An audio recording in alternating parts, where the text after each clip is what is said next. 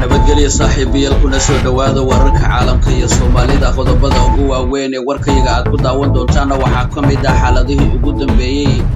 siyaasadda magaalada Muqdisho ee caasimadda Soomaaliya iyo khilaafka u dhaxeeya ra'iisul wasaare Roble iyo madaxweyne Farmaajo halka uu ku dambeeyo madaxweyne Farmaajo oo guud ahaan ciidamo aad u fara badan iyo gaadiid dagaal oo beebiyaal u badan dhigay madaxtooyada Villa Soomaaliya xirtayna biraha control ee laga gala halkaasi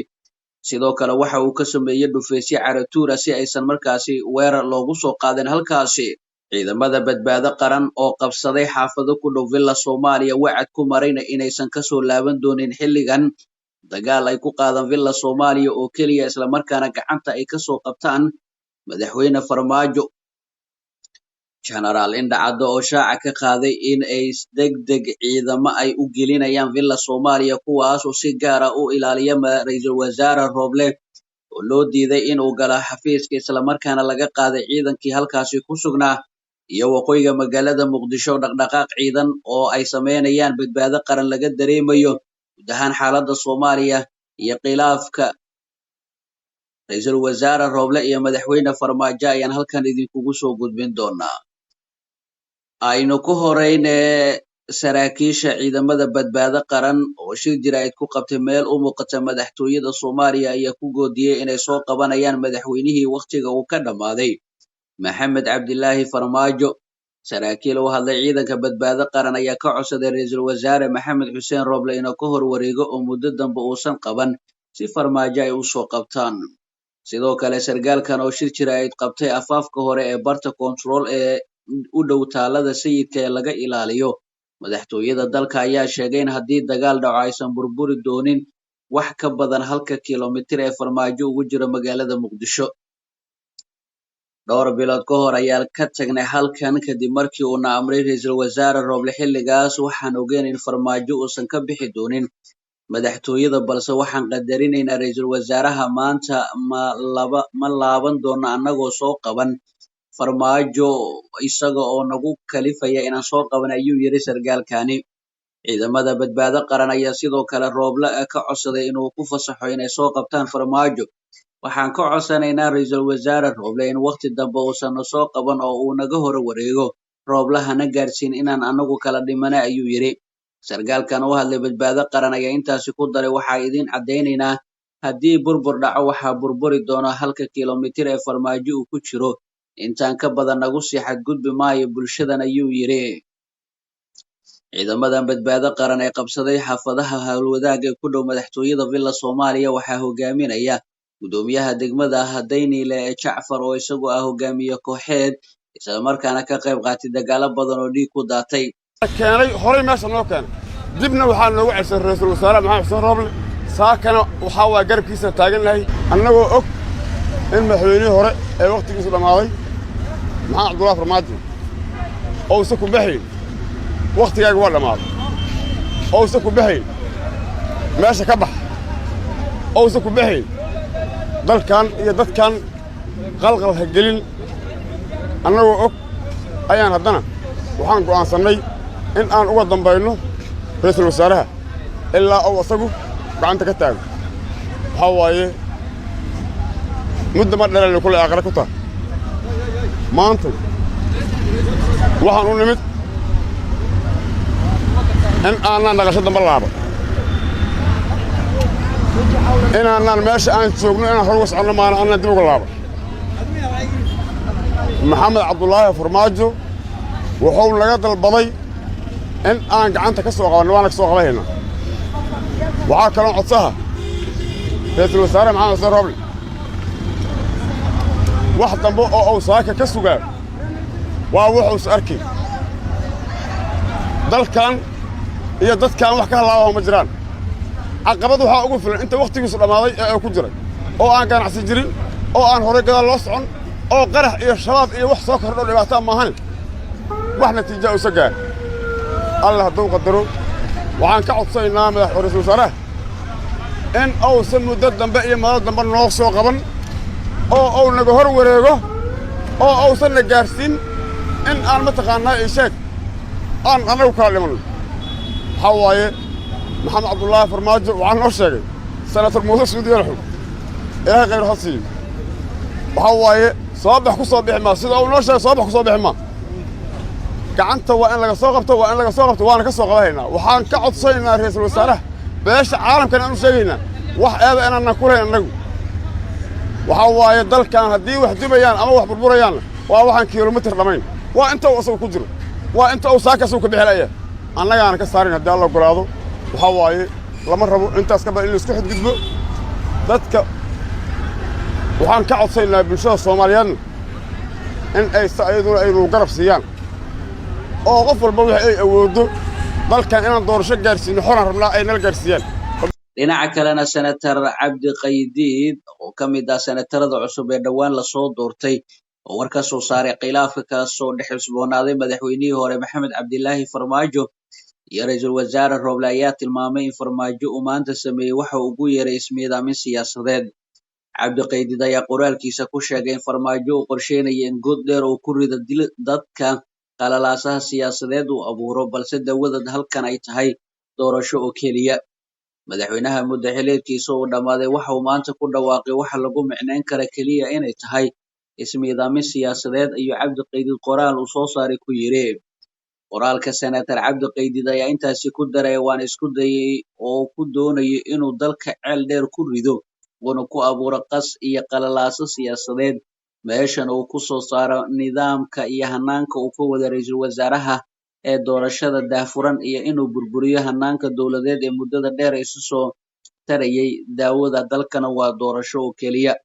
qoraalka Cabdi Qaydiid ayaa ku soo aadaya iyadoo saraakiisha ciidanka badbaado qaran ay shir jira ay ku qabteen meel u dhow madaxtooyada Soomaaliya iyagoo ku goodiyay inay soo qabanayaan madaxweynaha waqtigu ka dhamaaday ee Maxamed Cabdilaahi Farmaajo sargaalka u hadlay ciidanka badbaado qaran ayaa ka codsaday ra'iisul wasaaraha inuu ka horwareego oo muddo dambe uusan u qaban ciidanka si Farmaajo markaas ay u soo qabtaan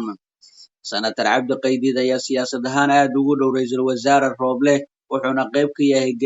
geed fadhigiisa dhanka siyaasadda beesha habargeday ee siyaasiyiintooda oo shir ku yeeshay magaalada Muqdisho ayaa isku raacay in la difaaco ra'iisul wasaare Roble isla markaana la isugu geeyo cudud iyo ciidan wixii la awoodo si markaasi Farmaajo looga qabto ra'iisul wasaaraha dhaqdhaqaaq ciidan ayaa ka socda magaalada Muqdisho waqooyiga magaalada Muqdisho waxaa soo gaaray ciidamo badbaado qaran oo ka soo baxay gobolka Muqdisho ayaa xiisad dagaal hadda laga dareemayaa iyadoo muddooyinkii ugu dambeeyayna ciidamo aad u fara badan oo habbeeleed u abaabulan ay soo gaarayeen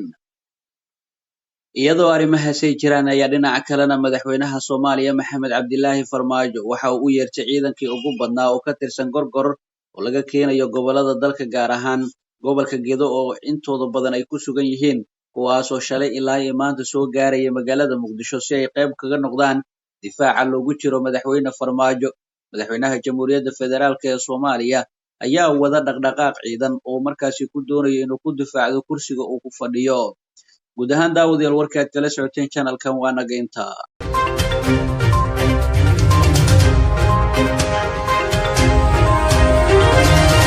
kulanti wacan saaxiibayaal halkan waa Ogaal News ku soo dhawaada wararkii ugu dambeeyay ee xaaladda Soomaaliya qodobada warkeena aad ku daawan doontaan waxaa ka mid noqonaya taliye cusub oo loo magacaabay madaxtooyada Soomaaliya iyo kii hore oo xabsiga loo taxaabay saraakiil ka tirsan ciidanka badbaado qaran oo gudaha ugu soo qulqulaya magaalada Muqdisho saraakiil taageersan Farmaajo kulan ku yeeshay Villa Soomaaliya iyo xarunta gobolka Banaadir hanjabaad culus oo loo soo diray madaxweyne Farmaajo iyo Ilhaan Cumar oo Farmaajo ugu baaqdin xilka uu isaga dego qodobadaas iyo kuwa kale ayaan ku eegaynaa warkeena balse marka hore saaxiibayaal si shargalaya muuqaalkan oo like-na saara nagu soo biiro follow dhaha page-keena Facebook ee Ogaal News sidoo kale subscribe inoo saara YouTube channel-keena Ogaal News si aad u hesho wararkii ugu dambeeyay guud ahaan Soomaaliya iyo caalamka waa hagaag aynu ku bilownay taliye cusub ee loo magacaabay Villa Soomaaliya xilli xabsiga loo taxaabay taliyihii shalay weeraray xafiiska ra'iisul wasaare Roble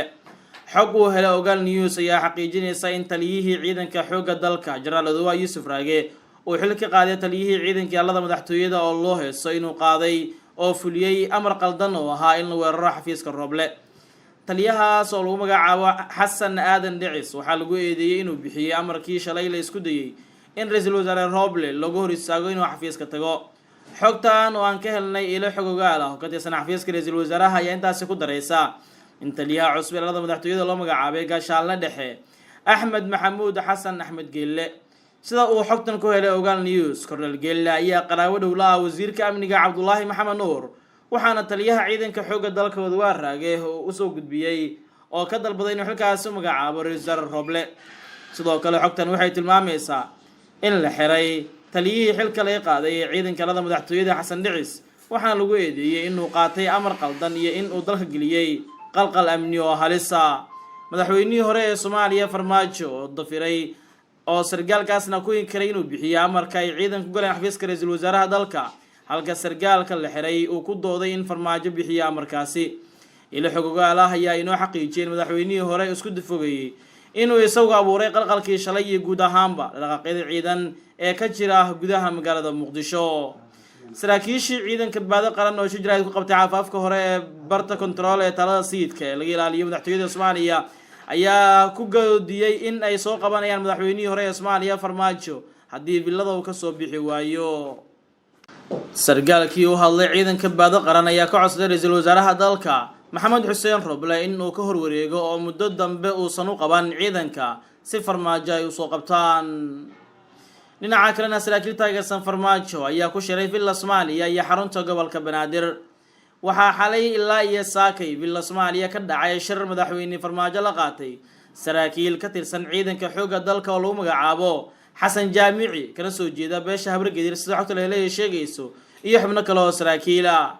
mid ka mid ah irdaha madaxtooyada ayaa laga sii daayay sargaalka oo ka tirsan saraakiisha xoogga dalka ee ka dagaalanta Shabeellada Hoose. dhinaca kale guriga gudoomiyaha gobolka Banaadir oo ku yaala nawaaxiga madaxtooyada waxaa shir ku yeeshay sargaal sare oo lagu magacaabo Cismaan Xaadoole oo ka soo jeeda beesha Abgaal oo ay weheliyaan Cumar Filish iyo sidoo kale koox ka tirsan mas'uuliyiin dowladda hoose ee Xamar. kulamo ayaa ka socda magaalada Muqdisho xilli ay jiraan dhaqdhaqaaqyo ciidan oo laga dareemayo magaalada Muqdisho. haba yaraatee ma jiraan wax waana oo socda, waxaan la filayaa in xaaladda ay ka sii darto haddii aan la qaboojin oo labada oday gartooda aysan ku soo bixin siyaasiyiinta waxgaradka iyo cuqaasha gobolka Banaadir iyo guud ahaan Soomaaliya.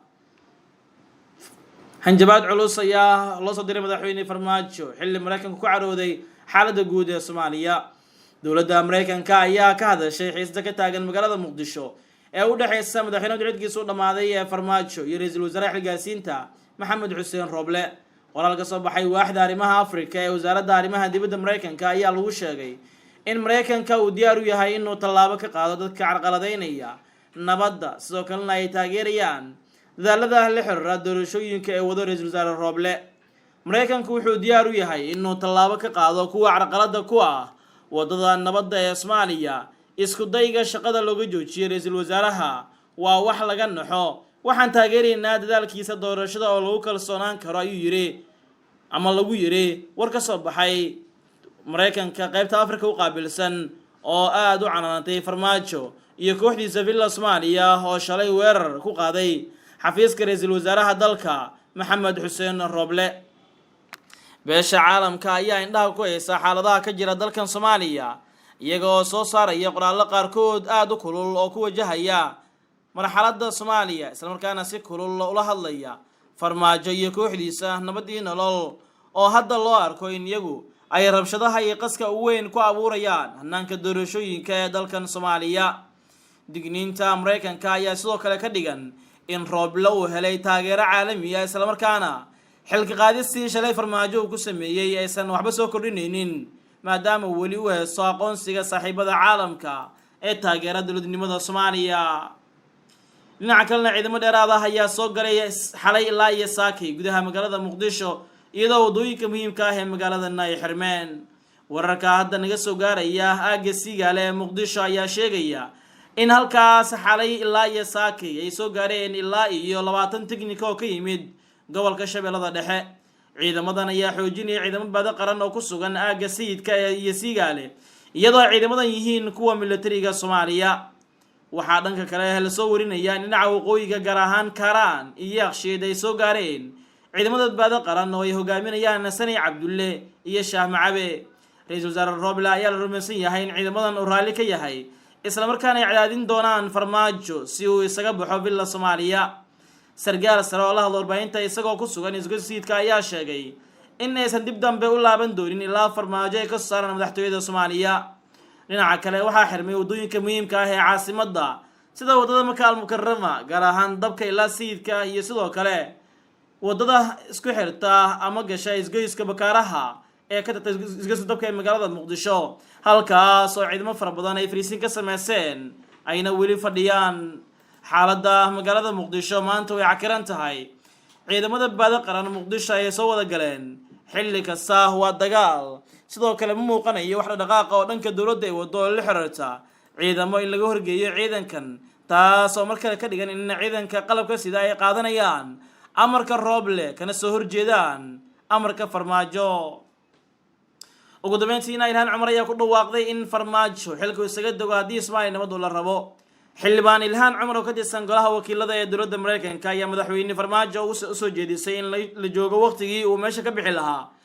si doorasho degdeg ah oo qabsoonto. xildhibaan Ilhaan oo gabar Soomaali Mareykan ah ayaa waxay ka tirsan tahay xisbiga talada dalkaasi haya ee dimuqraadiga, waxayna xubin ka tahay guddiga arrimaha dibadda ee golaha wakiilada dowladda Mareykanka. Farmaajo sanad ayuu dhaafay muddo xileedkiisa, waxaa la joogaa waqtigii uu meesha ka bixi lahaa si doorashada muddada la sugayay ay horey ugu socoto sida ugu dhaqsaha badan, ayay tiri qoraal ay Twitterkeeda ku baahisay xildhibaan Ilhaan Cumar. warka xildhibaan Ilhaan ayaa ku soo aaday iyadoo dowladda Mareykanka ay sheegtay in tallaabo ay ka qaadayso kuwa caqabada ku ah nabadda Soomaaliya, wuxuuna Mareykanku si cad uga hor yimid shaqo-joojintii madaxweynihii hore ugu sameeyey Maxamed Xuseen Roble.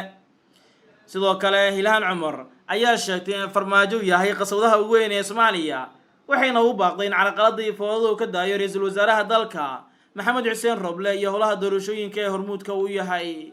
guud ahaan daawade waa naga intaa wararkii ugu dambeeyay ee Soomaaliya iyo caalamka. la socod daawade wixii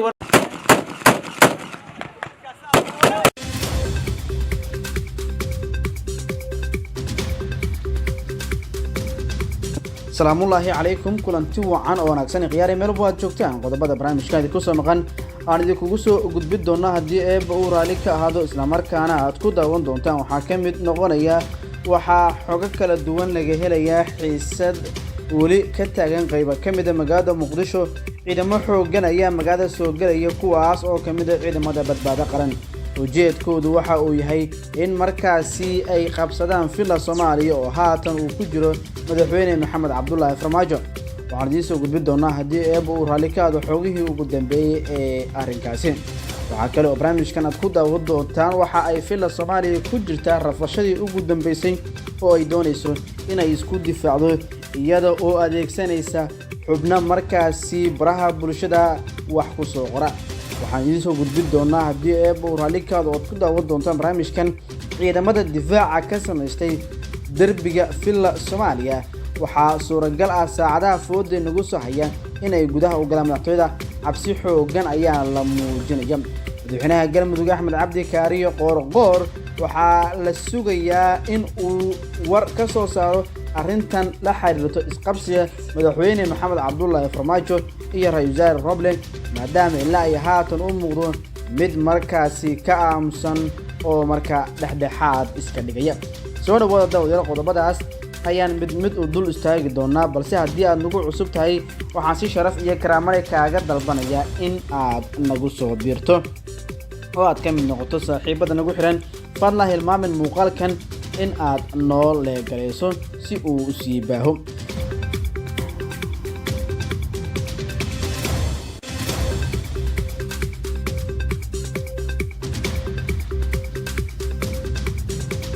aynu ku bilownay saraakiisha ciidanka badbaado qaran oo markaasi xalay toole shir jira aad ku qabtay meel u muuqato madaxtooyada Soomaaliya ayaa ku goodiyay inay soo qabanayaan madaxweynaha waqtigu ka idlaaday Maxamed Cabdullaahi Farmaajo. sargaalkii u hadlayay ciidanka badbaado qaran ayaa ka codsaday ra'iisul wasaare Roble in uu ka hor wareego oo muddo dambe uusan u qaban si Farmaajo ay gacanta ugu soo dhigaan. sidoo kale sargaalkan oo shirkiisa jaraa'id ku qabtay afaafka hore ee barta control ee u dhow taalada sayidka laga ilaaliyo madaxtooyada dalka ayaa sheegay in haddii dagaal dhaco aysan burburi doonin wax ka badan 1 kiiloomitir ee Farmaajo uga jiro Muqdisho. dhowr bilood ka hor ayaan ka tagnay halkan kadib markii uu na amray ra'iisul wasaare Roble xilligaas waxaan ogeyn in farmaajo uusan ka bixi doonin madaxtooyada balse waxaan qadarinaynaa ra-iisul wasaaraha maanta ma laaban doono annagoo aan soo qaban farmaajo isagaa nagu kalifay inaan soo qabanno ayuu yiri sargaalkan. ciidanka badbaado qaran ayaa Rooble ka codsaday in uu ku fasaxo inay soo qabtaan farmaajo. waxaan ka codsanaynaa Rooble in waqti dambe uusan noo qaban oo uu naga hor wareego. Rooblow hana gaarsiin inaan inagu ku kala dhimano arrinkaas ayuu sii raaciyay. sargaalkan u hadlay badbaado qaran ayaa intaa ku daray waxaa idiin cadeynayaa haddii burbur dhacayo waxaa burburi doona 1 kiiloomitir ee farmaajo uu ku jiro. intaa ka badanna naguma sii xad gudbi karo bulshadana waxaan ka codsanaynaa garab istaag ayuu yiri isaga oo sii hadlayay. madaxweyne maxamed cabdullaahi farmaajo waxa uu haatan la kulmayaa muujado siyaasadeed oo waaweyn kuwaas oo dhammaantood looga soo horjeedo. arrintanna waxay noqon doontaa mid markaasi si aad ah loo hadalhayo. dhanka kale isla ciidamada wararkooda ayaan ku guda jirnaa iyo goodinta muqdisho laga soo warinayay. senator cabdi xasan cawaale qaybdiid ayaa war ka soo saaray ee khilaafka ka soo dhex cusboonaaday madaxweynihii hore ee Soomaaliya maxamed cabdullaahi farmaajo iyo ra-iisul wasaaraha xukuumadda xilgaarsiinta maxamed xuseen Rooble. waxa uu sheegay in markaasi arrinkan ay tahay mid aan la aqbali karaynin. cabdi qaybdiid ayaa qoraalkiisa ku sheegay in farmaajo uu qorsheeyay in god dheer uu ku rido dalka oo qalalaasi siyaasadeed uu abuuro balse daawada halkan ay tahay doorasho. madaxweynaha muddaxileedkiisu dhammaaday waxa uu maanta ku dhaqaaqay waxaa lagu macnayn karaa kaliya inay tahay ismiidaamin siyaasadeed ayuu yiri qaybdiid. qoraalka senator cabdi xasan cawaale qaybdiid ayaa intaa kusii daray waana isku daynay in markaasi arrintan aan dalka ceel dheer ku ridin oo markaasi aan la abuurin jahwareer laakiin waa laga fursan waayay oo eedda arrinkan dusha waxa uu ka saaray madaxweyne maxamed cabdullaahi farmaajo. qoraalka cabdi qaybdiid ayaa ku soo aaday iyada oo saraakiisha ciidanka badbaado qaran ay shirjaaad ku qabteen meel u muuqata madaxtooyada Soomaaliya iyaga oo ku goodiyay in ay soo qabanayaan farmaajo. saraakiisha hadashay ayaa waxa ay Rooble ka dalbadeen in markaasi ay ka hor wareego si marka ay u soo qabtaan madaxweynaha muddaxileedka uu ka dhamaaday maxamed cabdullaahi farmaajo oo markaasi u muuqdo in uu weli ku hor gudban yahay. ra-iisul wasaare Rooble oo hore dhowr jeer uga gaabsaday in uu dagaal siyaasadeed adag la galo farmaajo ayaa xilligan wuxuu u muuqda in uu go'aansaday inuu si toos ah u wajaho isaga oo ugu yeeray madaxweynihii hore maadaama uu dhammaaday muddaxileedkiisii sharciga ahaa. wuxuu sidoo kale xafiiskiisa ka fujiyay sawirka madaxweynihii hore taas oo muujinaysa heerka ay gaartay carada Rooble. Rooble marnaba ma doonayn in dagaal heerkan gaara balse waxaa ku qasbay farmaajo oo daandaansigiisa laga joogi waayay. ra-iisul wasaaraha ayaa ugu dambeyntii quus qaatay kadib markii ciidamo ka amar qaata ahi ay ka hor istaageen in uu tago xafiiskiisa wuxuuna hadda si toos ah u galay mucaaradka oo iyagu kol hore dagaal qaraar la galay madaxweyne maxamed cabdullaahi farmaajo. Rooble ayaa la aaminsan yahay inuu yahay nin inta badan ka gaabsada khilaafaadka iyo arrimaha noocan oo kale ah. khilaafkii labada nin ayaa hadda isku bedelay isku awood sheegasho ciidan waxaana Rooble ku gacan siinaya dagaalka farmaajo. xubnaha midowga musharaxiinta oo iyagu kol hore sandulle ugu wiiqay farmaajo muddo koris sharci darro ahayd oo markaasi uu meel marsaday. xulafaysiga Rooble iyo mucaaradka ayaa waxa uu halis weyn ku yahay sii joogista farmaajo ee filla Soomaaliya waxaana bilowday abaabul cusub oo dib loogu soo nooleynayo ciidamadii badbaado qaran.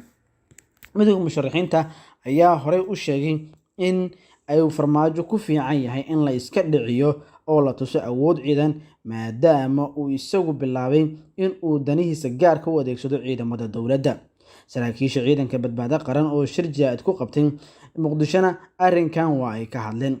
waxaa sidoo kale si aad ah loo hadalhayaa tallaabooyinkii ugu dambeeyay ee uu qaaday madaxweynaha muddaxileedkiisu dhammaaday maxamed cabdullaahi farmaajo. farmaajo ayaa ugu dambeyntii u muuqda in si ka fiirsi lahayn uu u xoqday kaarkii uu ku bixi lahaa kadib in muddo ah oo laga indhasaabanayay ficiladiisa guracan ee waxyeelada marxaladda xasaasiga ah ee kala guurka ah.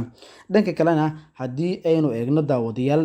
wasiirka wasaaradda gaashaandhigga cabdiqaadir maxamed jaamac oo markaasi qoraal soo dhigay bartiisa Facebooka ayaa waxa uu sheegay ama uu ka hadlay in markaasi ciidamadu ay ka amar qaataan madaxweyne maxamed cabdullaahi farmaajo. waxa uu sheegay in markaasi aysan marnaba suuragal ahayn in madaxweyne maxamed cabdulaahi farmaajo uu noqdo shaqsi markaasi bixiya awaamiirta la xiriirta in markaasi ay qeyb ka noqdaan howlgallada uu madaxweynuhu amrayo.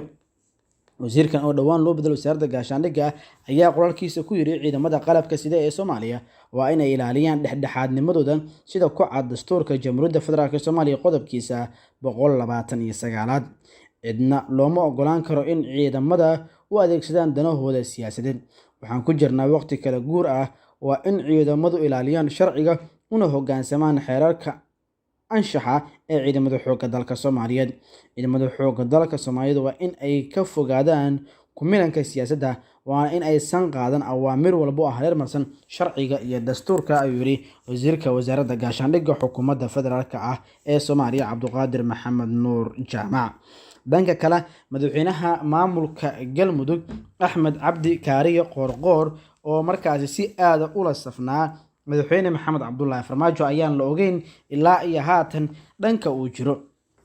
madaxweynaha koonfur galbeed Soomaaliya Cabdicasiis Maxamed Xasan Laftagareen ayaa si cad oo aan gambasho lahayn waxa uu sheegay in uu garab iyo gaashaan u yahay madaxweyne maxamed cabdulaahi farmaajo oo marnaba aanu aqoonsanayn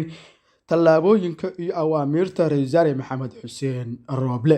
arrimahan ayaa dhammaantood muujinayay in xaaladda dalka waqtigan ay tahay mid si aad ah looga baqanayo oo kala guur ah, waxaana Rooble shirarkii uu iclaamiyay ee noqdeen dhammaantood kuwa markaasi ay diidaan xubno uu ka mid yahay Laftagareen. Qoorqoor oo ehel la ah Rooble ayaan la ogeyn in uu markaasi wadan doono hiilka uu farmaajo siinayo iyo in uu u hiili doono in adeerkiis oo markaasi uu garabka madaxweyne farmaajo ka bixi doono, balse dadka siyaasadda oo doorashada waxa ay leeyihiin farmaajo meel dheer wax ma geysan. Cali Yare Cali iyo xubno kale ayaa baraha bulshada si toos ah kaga qaylinaya mooye ma jirto habargidir kale oo taageeraysa, waxaa yiri Dr. Mukhtaar Maxamed Cali. daawade barnaamijkan waxaan idinkugu soo gudbinay xogo xasaasi ah. haddii aad nagu cusub tahay nagu soo biir. nabad geliyo daawade.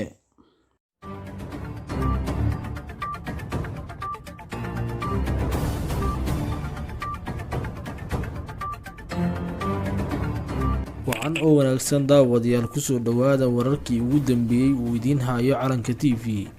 qodobada aad ku daawan doontaan waxaa ka mid ah: waa sidee saaka xaaladda magaalada Muqdisho?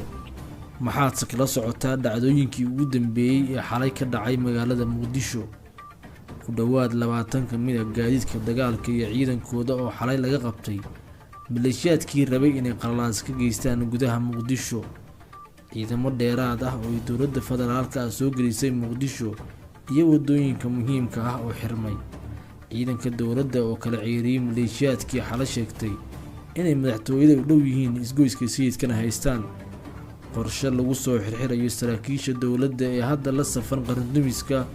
oo saakay ka bilowday magaalada Muqdisho iyo xaafadaha qaar ay degan yihiin saraakiisha oo baaritaano xogla ka socdo. maxaa ka cusub Muqdisho? halkee ayuu saxaal marayaa? qodobada iyo kuwo kale oo xasaasi ah ayaan barnaamijkeena subaxnimo ku qaadaa dhigi doonaa. fadlan daawada, haddii ay tahay markii koowaad aad soo booqato channelkeena, subscribe oo furo gambaleelka si aad u noqotid daawadaha koowaad ee warbixinada aan soo gelino maalin walba. mahadsanid. ciidamo aad u hubeysan ayaa lagu arkayay xaafado ka mid ah magaalada Muqdisho, kuwaas oo la sheegay inay yihiin askartii laga keenay dalka Eritrea oo in muddo ah mucaaradku ka cabsanayeen in la keeno magaalada Muqdisho, ka horna ay ku eedeynayeen in dowladda federaalka ah Soomaaliya caruur Soomaaliyeed ee askaraysay laguna laayay dagaalkii ka socday dalka Itoobiya. ciidankan oo isugu jira nabad sugidda iyo kuwa militariga ayaa lagu soo daadiyay gudaha magaalada Muqdisho, iyadoo qaar badan oo ciidanka ka mid ah la dejiyay wadooyinka laga soo galo magaalada Muqdisho si ay u ilaaliyaan ciidan banaanka ka soo gala magaalada. ciidankan ayaana ku hubeysan hub casri ah oo aan weli Soomaaliya laga isticmaalin. cabdibilayaal iyo gaadiid kale oo ah kuwa gaashaaman ayaa lagu arkayaa biyo degeenka Siigaale ilaa Barmuudo, waxa ayna wadaan dhaqdhaqaaq ciidan maadaama xalay tiro yar oo mucaaradka ah ay muuqaalo kusoo duubeen iyagoo shacabka u sheegay inay sayidka qabsadeen, balse markii dambe ciidanka waran oo goobta yimid ayaa kala ceeriyey maleeshiyaadkii sheegay inay qabsadeen sayidka kaabigana u saaran yihiin madaxtooyada. xaafadaha agagaarka mowlaca Macalim Nuur ee Siigaale ayaa la sheegay in sidoo kale halkaa ay israsaaseyn ku dhex martay qayb ka mid ah ciidanka waran ee dowladda federaalka ah Soomaaliya, gaar ahaan kuwa nabad sugidda iyo maleeshiyaadka oo rasaas yaryar kusoo tuuray ciidanka qaranka ee ku sugnaa halka. ciidanka dowladda federaalka ah Soomaaliya, gaar ahaan ciidanka nabad sugidda ah ee waran ee ku sugan xaafadda Siigaale ayaa qabqabtay qayb ka mid ah maleeshiyaadkii xalay israsaaseynta ku sameeyey dhinaca waqooyi ee magaalada Muqdisho, gaar ahaan guriga Muuse Soodi Yalxow ayaa waxaa shalay galab la geeyey ciidan badan oo loogu talagalay inay ka hortagaan qalalaasi aaggaasi ka dhaca. ciidamadan ayaana ah dhalinyaradii tababarka adag kusoo qaatay dalka Eritrea, waxa ayna fariisin ka sameysteen isgoyska Midraayo oo horay askar boolis ah ugu sugnaayeen. madaxweyne Maxamed Cabdullaahi Farmaajo ayaa gudaha iyo bannaankaba ka caburiyey qaswadayaasha, iyadoo hadda ay weysan yihiin tallaabo ay qaadaan. arrintan ayaana codeysin karta xaaladda midowda qarandumiska ah iyo ra-iisul wasaarihii hore ee xukuumadda federaalka ah ee Soomaaliya Maxamed Xuseen Rooble oo hore xukun sugo u ahaa, dhowaan la doonayo in maxkamad la soo taago. dhanka kale, shir ayaa waxa uu socdaa subaxnimadan madaxweyne Farmaajo iyo dhammaan saraakiisha ciidamada iyo taliyayaasha afarta ciidan sida taliyaha ciidanka xoogga dalka, nabad sugidda, booliska iyo asluubta. shirkan ayaana looga arinsanayaa xaaladda amni darro uu dalka geliyey Rooble iyo sida iyadoo aan dalka wax qalalaasa ah ka dhicin loo maxkamadeyn lahaa. shirkaasi waxaa ka qayb ah saraakiisha garsoorka oo kale ah Jenaraal Liibaan Cali Yarow, gudoomiyaha maxkamadda sare ee ciidamada qalabka sida, gaashaanle sare Xasan Cali Nuur Shuute, gudoomiyaha maxkamadda hoose ee ciidanka qalabka sida, iyo Jenaraal Cabdullaahi Buurkamey, xeer ilaaliyaha ciidanka qalabka sida. madaxweyne Maxamed Cabdullaahi Farmaajo ayaa habeen hore shaaciyey inuu shaqo joojin ku sameeyey ra-iisul wasaarihii hore ee xukuumadda federaalka ah ee Soomaaliya Maxamed Xuseen Rooble, taliyayaashana amray in howl walba ay qabanayaan isaga looga dambeyn doono, cid kalena aysan amar ka qaadan karin. ra-iisul wasaarihii hore ee Jamhuuriyadda Federaalka ah ee Soomaaliya ayaa saaka isku dayay inuu xoog ku galo xafiiska ra-iisul wasaaraha, balse ciidanka xoogga dalka oo qaadanaya amarka madaxweynaha ayaa ka hor istaagay, walow markii dambe is-afgarad siyaasadeed lagu soo daayay kadib markii ra-iisul wasaare ku-xigeenka Jamhuuriyadda Federaalka ee Soomaaliya uu madaxweynaha kala hadlay in maanta loo ogolaado Rooble inuu xafiiskiisa yimaado, balse ay tahay maalintii ugu dambeysay maadaama Rooble uu yahay xukun suge doonaya inuu boor isku qariyo, isagoo ka dhigaya in madaxweyne Farmaajo uu xukunka ku dheereysanayo. ra-iisul wasaarihii hore ee Jamhuuriyadda Federaalka ee Soomaaliya Maxamed Xuseen Rooble ayaa isku dayaya inuu sameeyo khalalaase si loo dhaafo ama heshiis siyaasadeed looga sameeyo boobka hantiyeed ee ku kacay inta uu xilka hayay. madaxweyne Farmaajo oo ay ka go-an tahay in uusan cafin ama uu maxkamad la tiigsado mas-uul walba oo Soomaaliyeed uu isku dayo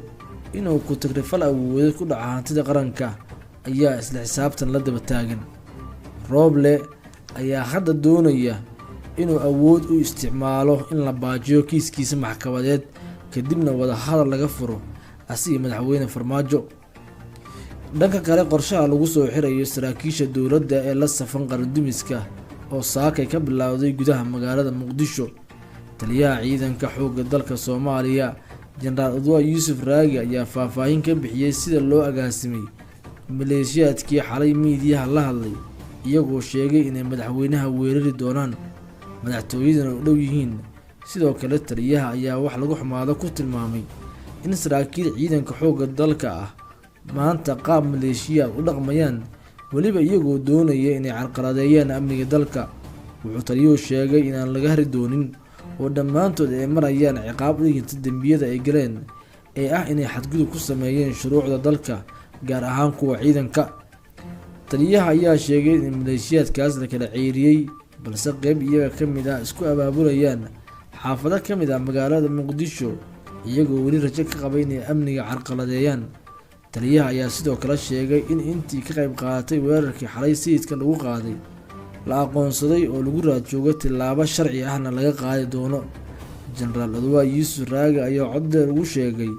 in weerarkaasi ay qeyb ka ahaayeen abaabulkiisa siyaasiyiin iyo saraakiil ciidan inkastoo uusan magacooda sheegin maadaama howlgal ka dhan ah uu hadda socdo. taliyaha ciidanka xoogga dalka jenaraal odawaa yuusuf raage ayaa uga digay ciidamada in la adeegsado taasoo beddelkeeda ugu baaqay in qarannimada iyo dimuqraadiyadda ay u hiiliyaan. waa ku mahadsantahay daawashada muuqaalkan. fadlan daawada haddii ay tahay markii koowaad aad soo booqato janaalkeena sabscribe oo furo gambaleelka si aad u noqoto daawadaha koowaad ee barnaamijyadeena.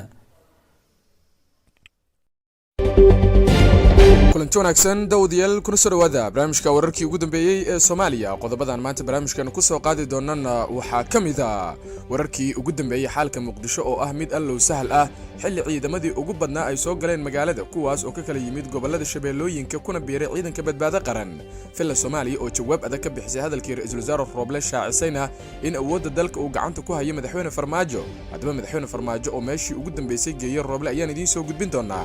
Mareykanka oo si lama filaan ah madaxweyne Farmaajo ugu eedeeyay inuu ka soo horjeedo nabadda Soomaaliya uguna hanjabeen inay tallaabo ka qaadi doonaan iyo ra'iisul wasaare Roble oo taageero buuxda ka helay Mareykanka. beesha caalamka oo war ka soo saartay xaalka murugsan ee Soomaaliya kuna baaqday wada hadal degdeg ah xilli xiisada Muqdisho ay gaartay meeshii ugu xumeyd. wararkana kalena waxaa kamid ah senator Cabdi Qaybdiid oo ku hayb ah ra'iisul wasaare Roble oo hanjabaad culus u diray madaxweyne Farmaajo go'aankii uu qaatana ku tilmaamay ismiidaamin siyaasadeed iyo madaxweyne Farmaajo oo wajahaya hanjabaadihii ugu cuslaa iyo Ilhaan Cumar oo si la yaab leh ugu dhawaaqday in madaxweyne Farmaajo uu xilka isaga dago.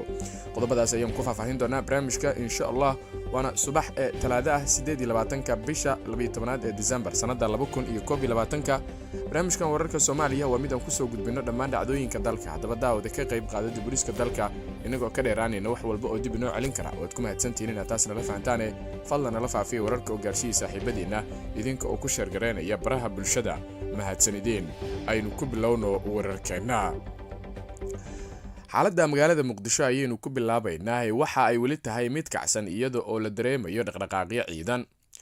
iyada oo shalayto wararkeenii ugu dambeeyay aad ku daawateen in ciidamo badbaado qaran ah ay aas-aasmeen isla markaana xalayto ay markaasi ka hadleen isgoosyada ee dabka ilaa iyo sayidka ayaa ilaa iyo hadda waxaa soconaya dhaqdhaqaaqyo ciidan iyo abaabul ciidan oo markaasi laga wado gudaha magaalada caasimadda ee Muqdisho. abaabulkan waxaa wada labada dhinac ee iska soo horjeeda markaas mucaaradka iyo madaxweyne Farmaajo inkastoo ra'iisul wasaare Roble aan weli la sheegin in uu abaabul ciidan isagu markaasi wado.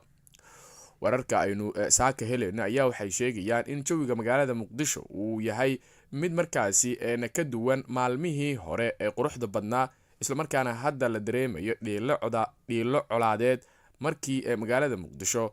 lagu arkay ciidamo badbaado qaran oo iyagu xalay dhoolatus magaalada ku sameeyay. sidoo kale waxaa magaalada soo galay saacadihii u dambeeyay ee xalayto ciidamadii ugu badnaa oo ka yimid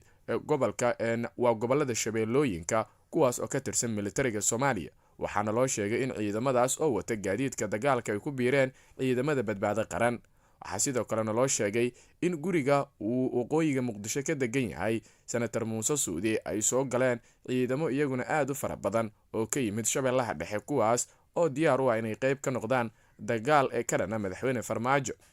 xalayto mar ay warbaahinta la hadleen kooxda badbaado qaran ee militariga ka tirsan waxay sheegeen in ay markaan diyaar u yihiin inay gacanta ku soo dhigaan madaxweyne Maxamed Cabdullaahi Farmaajo iyaga oo sidoo kale ku goodiyay in aysan markaan ka hari doonin ilaa iyo inta ay markaa meel kaga soo ogaanayaan madaxweyne Farmaajo. si kastaba xaaladda Muqdisho ayaa sidaas iska inkastoo nolosha caadiga ah ay socoto isla markaana aysan jirin meelo markaasi xiran iyo in ganacsigii iyo isku socodkii noocyadiisa kala duwan uu istaagay balse dadku waxa ay hadal hayaan xiisadan halka ay ku dambeyn karto waxa dhici doona iyo isbedelada madaxda sare ay markaa qaadan doonto. dhinaca kale ee villa soomaaliya ayaa jawaab ka bixisay hadalkii ra-iisul wasaare Rooble ee ahaa in afgembi ay ku kaceen kooxda madaxweyne Farmaajo. madaxtooyada Soomaaliya ayaa ka jawaabtay eedeemihii uu u jeediyey ra-iisul wasaare Rooble oo ahaa in madaxweynaha xilkiisu dhammaaday uu isku dayay afgembi ka dhana xukuumadda. agaasimaha warfaafinta madaxtooyada Soomaaliya Cabdirashiid Maxamed Xaashi ayaa hadalka ra-iisul wasaare Rooble beeniyay isagoo taas beddelkeedu ku eedeeyay ra-iisul wasaaraha inuu ku fashilmay doorashadii loo igmaday uuna qaatay go'aamo u gaar ah. eedeynta sal iyo raad ma leh waa la yaqaanaa macnaha uu leeyahay ereyga afgembi. ra-iisul wasaaraha waxaa loo diray doorasho muddo 14 bilood ah ayuu arrintan waday waana ku guuldaraystay. Cabdirashiid ayaa intaas ku daray in madaxtooyada qaranka ay leedahay hal ciidan oo leh markaasi talis balse aysan lahayn ciidamo ay kala leeyihiin madaxweynaha iyo ra-iisul wasaaraha. waaqiciga dalka ka jira suuragalba ma aha afgembi iyo wax la mid ah. hadallada noocaas ah waa dacaayad iyo been abuur aan waxba ka jirin ayuu yiri Cabdirashiid. afhayeenka ayaa dhinaca kale xusay inaysan jirin ciidamo la wareegay shalayto xafiiska ra-iisul wasaare Rooble iskana hor istaagay ra-iisul wasaaraha in uu tago xafiiskiisa. geesta kale waxa uu wax lala yaabo ku tilmaamay in Rooble uu markaasi sheegto inuu yahay taliyaha guud ee ciidamada qaranka sida dastuurka qorayo. awoodda madaxweynaha waxaa ka mid ah inuu yahay taliyaha guud ee ciidamada xoogga dalka ayuu hadalkiisa intaas ku daray. jawaabtan villa Soomaaliya ka timid ayaa la sheegay in ay markaas tahay mid ay villa Soomaaliya ugu sii diyaar garoobayso dagaal lagu qaado mar kale ra-iisul wasaaraha Soomaaliya. madaxweyne Farmaajo ayaana ra-iisul wasaare Rooble waxa uu geeyay meeshii ugu dambeysay marka loo fiiriyo tallaabooyinka uu u adeegsaday. barnaamijka wararkii ugu dambeeyay ee Soomaaliya ayaad la socotaan. Urqaad TV-na waad naga daawanaysaan. Mareykanka waxa uu si lama filaan u weeraray madaxweyne Farmaajo. dowladda Mareykanka ayaa sheegtay inay tallaabo ka qaadayso kuwa caqabada ku ah nabadda Soomaaliya waxa ayna ka hortimid shaqa ka joojintii uu madaxweynaha waqtigu ka dhacay sheegay inuu ku sameeyay ra-iisul wasaare Rooble. dowladda Mareykanka waxay diyaar u tahay inay tallaabo ka qaado kuwa carqalada ku ah wadada nabadda Soomaaliya ayaa lagu yiri qoraal ka soo baxay xafiiska arrimaha Afrika ee wasaaradda arrimaha dibadda ee Mareykanka. isku dayga shaqa joojin ee ra-iisul wasaare Rooble waa arrin walwal leh. waxaan taageersanahay dadaaladiisii ku aadanaa doorasho degdeg ah oo la isku halayn karo. dhammaan dhinacyada waa inay joojiyaan ficilada iyo qoraalada ka sii daraya xaaladda ayaa lagu sii daray qoraalka ka soo baxay Mareykanka. dowladda Mareykanka ayaa sidoo kale sheegtay in kulanka golaha wadatashiga qaran looga baahan yahay in si degdeg ah loo qabto si loo dedejiyo loona hormariyo hanaanka doorashada Soomaaliya. waa qoraalkii ugu kululaa ee Mareykanka ka soo saara xaaladda siyaasadeed ee Soomaaliya isla markaana uu si toos ah taageero ugu muujiyo mid ka mid ah dhinacyada ishaya madaxweyne Farmaajo halkaas uu ku wajaho eedeen. qoraalkan ayaa dhabarjab weyn ku ah madaxweynaha Soomaaliya wuxuuna tusmaynayaa in caalamka ka qoostay xal isla markaana wixii hadda ka dambeeyay ay diyaar u yihiin inay toos wax uga qabtaan carqalada joogtada ah ee madaxweyne Farmaajo. Mareykanka ayaa awood u leh xayiraad markaasi socdaal iyo mid dhaqaale uu saaro cid kasta oo carqalad ku ah nabadeynta Soomaaliya. waxaana markaasi la fahamsan yahay in hanjabaadda Mareykanka ay bilow u tahay kuwo badan oo markaasi ka soo socda dalalka daneeya Soomaaliya gaar ahaan dalalka Yurub. dhinaca kale senator Cabdi Qaybdiid ayaa waxa uu eedeen kulul u jeediyay madaxweynaha Soomaaliya Farmaajo isaga oo ku tilmaamay go'aankiisii ismiidaamin siyaasadeed. senator Cabdi Xasan Cawaale Qaybdiid oo ku hayb ah ra-iisul wasaare Rooble ayaa waxa uu war ka soo saaray khilaafka madaxweynaha iyo waliba sidoo kale ra-iisul wasaaraha. waxa uu tilmaamay in Farmaajo uu maanta sameeyay waxa uu ugu yeeray ismiidaamin siyaasadeed. Cabdi Qaybdiid ayaa qoraalkiisa ku sheegay in madaxweyne Farmaajo uu qorsheynayay in god dheer uu ku rido dalka oo qalalaasa siyaasadeed uu abuuro balse dawada dalkan ay tahay doorasho oo kaliya. madaxweynaha madaxweyneedkiisu dhamaaday waxa uu ku dhaqaaqay wax lagu micnayn karo kaliya inay tahay ismiidaamin siyaasadeed ayuu yiri Qaybdiid. waxa uu intaas raaciyay waana isku day uu ku doonayay in uu dalka ceel dheer ku rido kuna abuuro qas iyo qalalaasa siyaasadeed meeshana uu ka saaro nidaamkii iyo hanaankii uu ku waday ra-iisul wasaaraha ee ahaa doorasho daahfuran iyo in uu burburiyo hanaankii dowladeed ee muddada dheer la soo dhisayay dawada dalkana waa doorasho. qoraalka Qaybdiid ayaa ku soo aaday iyadoo saraakiishii ciidamada badbaado qaran ay shir jirayd ku qabteen meel u muuqata madaxtooyada Soomaaliya iyagoo ku goodiyay in ay markaasi soo qabanayaan madaxweyne farmaajo sarkaalkii u hadlay ciidanka badbaado qaran ee gaylac oo markaasi ka codsaday ra-iisul wasaare roble inuu ka horwareego ayaa markaasi muddo dambe uusan u qaban ciidanka si ay markaa farmaajo usoo qabtaan, waxaana ay tahay arintan mid walaaceeda wadata. qeybaha dambe ayaynu isla soo gaarnay. beesha caalamka iyaduna waxa ay war ka soo saartay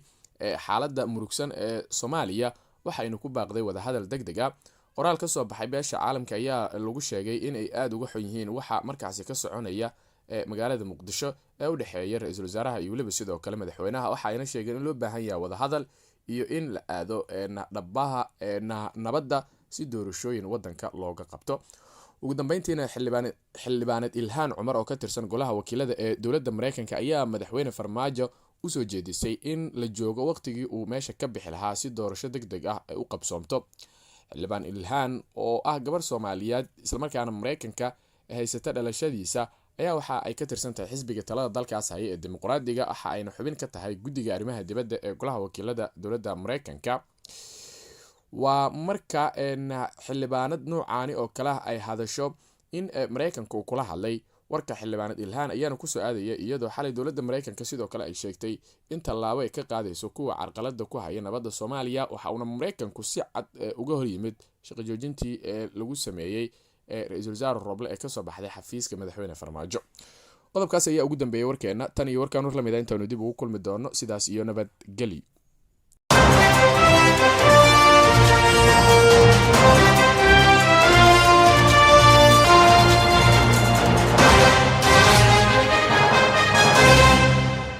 بسم الله الرحمن الرحيم. السلام عليكم ورحمة الله وبركاته. كلانتو وعنا وناكسن داود يلي دلكين بميل كستو آد جوكتان halkani waa marqaati TV kusoo dhawaada barnaamijka falanqeynta xogta caalamka. waa 8 bisha December sanadka 2021. dawdaasha qiimaha iyo qadarinta naga mudano barnaamijkeena qaybtan qodobada aynu diradda ku saari doonno haddii Allah awood leh u raali ka noqdo waxaa kamid ah madaxweyne Maxamed Cabdullaahi Farmaajo oo bilaabay xeelad cusub oo uu ku kala furfurayo mucaaradka gaar ahaan ciidamada la magac baxay badbaado qaran. qaar kamida ciidamadii mucaaradka oo isaga baxay aagagii ay xalayto soo galeen. maxaa ka jira in lacag malaayiin dollar ah oo madaxweyne Farmaajo ku kala furfurayo mucaaradka? barnaamijkeena ayaanu ku falanqeyn doonaa. sidoo kale daawadeel barnaamijka waxaynu ku eegi doonaa maxaa loo arki karaa tallaabada Mareykanka uu u qaaday ee hanjabaada ah isla markaana uu doonayo in uu ku cadaadiyo madaxweyne Farmaajo. maxayse tahay sababta inta badan madaxda Galmudug iyo Hirshabelle ay uga aamusaan marka ay xaalado siyaasadeed sidan u cakiranto? markale daawadayaal soo dhawaada. wahagaag daawade waxaan ka codsanaynaa inaad channelka subscribe inoo saarto, sidoo kale furagan baleelka si aad u noqoto daawadeena ugu horeeya. mahadsanid. aanu ku bilowno. magaalada Muqdisho ay ka taagan tahay xiisad siyaasadeed oo halis loogu jiray in gacan ka hadal uu dhaco kadib markii ciidamo badan oo kuwa la magac baxay badbaado qaran hase ahaatee ah ciidamada taageersan mucaaradka ay soo buux dhaafiyeen magaalada. ayaa haddana waxaa saacadihii ugu dambeeyay la dareemayaa isbedelo waaweyn kadib markii madaxweyne Maxamed Cabdullaahi Farmaajo uu la soo baxay xeelado uu kaga guuleysan karo mucaaradka iyo sidoo kale uu ku kala diri karo ciidamada la magac baxay badbaado qaran ee muddo ka hor ka dhex dagaalamayay magaalada Muqdisho, haddana mar kale isku diyaarinayay in ay dagaalamaan. ila xog ogaal ah ayaa si gaar ah waxa ay inoogu xaqiijiyeen in madaxweyne Farmaajo uu bilaabay in saraakiisha hogaaminaysa ciidamada badbaado qaran la magac baxay uu kala furfuro isla markaana u diro mas'uuliyiin kale oo isaga ay aad isugu dhow yihiin, isla markaana saraakiishaasi ay isku hayb yihiin. wararkii ugu dambeeyay waxa ay sheegayaan in xalay saq dhexe kulan xasaasi ah uu dhex maray gudoomiyaha gobolka Banaadir ahna duqa Muqdisho Cumar Finish iyo sidoo kale sargaalka lagu magacaabo Cusmaan Xaadoole, kaasi oo la sheegay inay ka wada hadleen sidii Cusmaan Xaadoole oo uga bixi lahaa garabka mucaaradka isla markaana uu ciidamadiisa uu dib ugu celin lahaa deegaanadooda ama ugu yaraan sidoo kale uu garab weyn u siin lahaa madaxweynaha jamhuuriyadda mudane Maxamed Cabdullaahi Farmaajo. inkastoo weli kulamadaasi natiijo aanay ka dhalan, haddana gudoomiye Finish ayaa ballanqaad lacageed u sameeyay Cusmaan Xaadoole. sidoo kalena ujeedku waxa ay tahay oo looga faa'iideysanaya sargaalkan waxay aad isugu dhacsan yihiin sargaalka kale ee lagu magacaabo Cornel Saney oo isaguna la og yahay in uu la safan yahay garabka mucaaradka hase ahaatee labadan sargaal ayaa dagaalo qaraar horay waxay ugu dhex mareen degmada Kaaraan iyo duleedkeeda iyo sidoo kale deegaano ka tirsan gobolka Shabeellaha Dhexe waxaana labadan sargaal ay yihiin kuwa isku ugaarsada sida bisada iyo jiirka oo kale waxaana taasi ay sahlaysaa in la kala dhantaalo awoodda mucaaradka sidoo kale warar soo baxaya waxa ay sheegayaan in mucaaradka ay ku fashilmeen in ay mideeyaan labadan sargaal waa Cornel Saney iyo sidoo kale Cismaan Xaadoole kadib markii shir uu ka dhacay guriga Muuse Suudi ee Mirnaayo waxaana mucaaradka ay doonayeen si ay uga faa'iideystaan awoodda raggan inay heshiisiyaan hase ahaatee labada nin heshiisku waa ay diideen waana sababta keenaysa hadda in labada nin labada dhinacba ay aad u kala qalqalsadaan sidoo kale haddii Cismaan Xaadoole ay gacanta ku dhigto dawladdu ciidamada uu hogaamiyo oo ah kuwa maleeshiyada isla markaana aad u xirfad badan ayaa waxa ay ka dhigan tahay in ciidamada badbaado qaran laftigoodu aanay si sahla dagaalo ku gali doonin maadaama qayb iyagu ka mid ahayd ay dhanka madaxweynaha martay waxaana taas ay keeni doontaa in awood kala dhantaal meesha uu ku yimaado sidoo kale madaxweyne Maxamed Cabdullaahi Farmaajo ayaa waxa uu bilaabay xeelado kala ah in siyaasiyiinta mucaaradka qudhooda uu u adeegsado waxgaradka si ay uga dhaadhiciyaan in waddanka dagaal aan la gelin isla markaana musharax walba shaatigiisa uu ilaashado sida ku cadeed khudbadihii ay jeediyeen qaar ka mid ah murashaxiinta intooda badan diyaar uma aha in la dagaalamo marka laga reebo qaarkood oo dagaalka mooda in uu yahay xalka ugu dambeeya ee laga gaarayo khilaafka laakiinse waxa qof walba oo siyaasi ah uu doonaya in uu ka madax bannaanaado dagaalo dambe oo dhaca sababtu waxa ay tahay haddii dagaal mar kale Muqdisho uu ka dhaco siyaasi walba oo ku lug yeesha ma suuragali doonto in uu kasoo dhex muuqdo saaxadda siyaasadda waxaana uu la mid noqon doonaa qabqablo siyaasadeed ama hogaamiye kooxeed geesta kale ciidamadii ku sugnaa nawaaxiga sayidka ee mucaaradka ahaa gaar ahaan xaafadaha ee ku dhawaa xarunta degmada Howlwadaag iyo nawaaxigeeda waxaa lagu soo waramayaa halkaasi inay isaga faarujiyeen abbaare 4 habeenimo ee xalay ama 10 saac xilli uu soo dhawaa in waaga uu bariyo gaadiidkii dagaalka ayaa halkaasi isaga baxay dhammaantood kuwaas oo aan la ogeyn ilaa iyo hadda halka ay aadeen lama hubo in saraakiishii hogaaminaysay ciidamadaasi iyaguna ay noqdeen garabka madaxweyne Farmaajo ama in wadahadal kale lala galay hase ahaatee waxa la xaqiijiyay inay halkaasi isaga baxeen oo saakayto dadku ay soo kaceen iyadoo aanay joogin wax askara oo dhufaysadii meeshaasi ka qodnaana cagta la mariyay dhinaca kalena haddii aynu eegno Mareykanka waxa uu sheegay inuu diyaar u yahay inuu tallaab ka qaado kuwa caqabada ku ah dhabaha nabadda ee Soomaaliya war-saxaafadeed uu xalay soo saaray waxa uu dhammaan dhinacyada ugu baaqay inay ka waantoobaan ficilada iyo hadallada kicinta ah hase yeeshee waxaa saaka degan xaaladda guud ee magaalada Muqdisho haddaba maxaa loo fasirin karaa hadalka ka soo yeeray Mareykanka tallaabada uu qaadi karase maxay noqon kartaa haddaba aragtidaada daawada qaybta hoose ee komitiga inoogu reeb xusuusno in Mareykanka iyo madaxweyne Farmaajo ay aad isugu dhacsan yihiin maadaama Mareykanka uu doonayay in uu aad u farageliyo gudaha dalka laakiin dawladda madaxweyne Maxamed Cabdullaahi Farmaajo arrintaasi ay iska bariyeeshay oo ay ajaanibto idil dareensiisay in dalka aanay tala ku lahayn geesta kalena haddii aynu eegno iyadoo xalka siyaasadeed uu yahay mid aad u cakiran isla markaana maamul goboleedyada Puntland, Jubbaland, Koonfur Galbeed ay dhammaantood si weyn u cadeeyeen mowqifkooda kama dambaysta ah oo ay la kala safteen madaxweynaha iyo ra'iisul wasaaraha ayaa haddana madaxda dawlad goboleedyada Hirshabelle iyo Galmudug marka ay xaaladdu cakiran tahay iyagu ma aha kuwa hadla oo ay aamusaan maxay tahay sababtaasi oo ay u sameeyaan ama ku qasbaya in ay mar walba sidan sameeyaan Cabdi Faarax Saciid Juxa waxa uu hore u soo noqday wasiirka arrimaha gudaha ee dawladda federaalka waxa uu sharaxaad ka bixiyay sababta ku kalifta arrimahan waxa uu yiri haddii loolan siyaasadeed yimid labada maamul ee Hirshabelle iyo Galmudug waxa lagu tuhmi karaa in dadka siyaasadda ku loolamaya ee murashaxiinta ah ay ka soo jeedaan labada gobol villa Soomaaliyana ay tahay niman ay abaal gashatay oo xilka markii ay imaanayeen ay caawisay oo siyaasadda ugu heelisay sidaas darteed ay jecel yihiin in ay ku noolaadaan laga jecli lugta jecli oo ay ku noolaadaan dhexdhexaad ahaadaan oo dhinacna ay eed ka gelin villa Soomaaliya aysan ka abaal dhicin ragga ay gobolka ka soo wada jeedaanna aanay eed ka gelin ayuu yiri Cabdi Faarax Juca geesta kale Axmed Macalin Fiqi oo wasiir isna ka soo noqday Galmudug mucaarad weyn ah isna xaaladda haysata maamuladaasi waxa uu ku qeexay inay tahay kala aragti duwanaan u dhaxaysa madaxda maamuladaasi iyo sida ay daneynayaan shacabkoodu maamuladan iyo kuwa kale dabeecad ahaan waa ay kala duwan yihiin hadday tahay qaabka madaxdoodu ay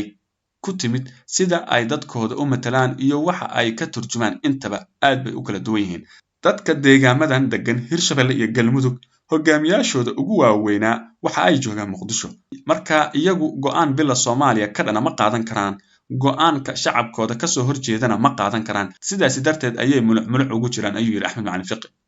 haddaba daawada adigu maxay kula tahay aragtidaada guud fadlan qaybta hoose commentiga inoogu reeb mahadsanid daawade waxaa naga dardaaranaa in aanu ka wada shaqeyno dowladnimada dalka kana fogaano qabyaaladda kala fogeynta dadka burburinta dalka iyo sidoo kale in shisheeye loo adeego barnaamijka midka xigeentan ku kulmi doona dhamaanteed isku duwan waxaan idin leenahay nabadgelyo assalaamu calaykum waraxmatullaahi wabarakaatuh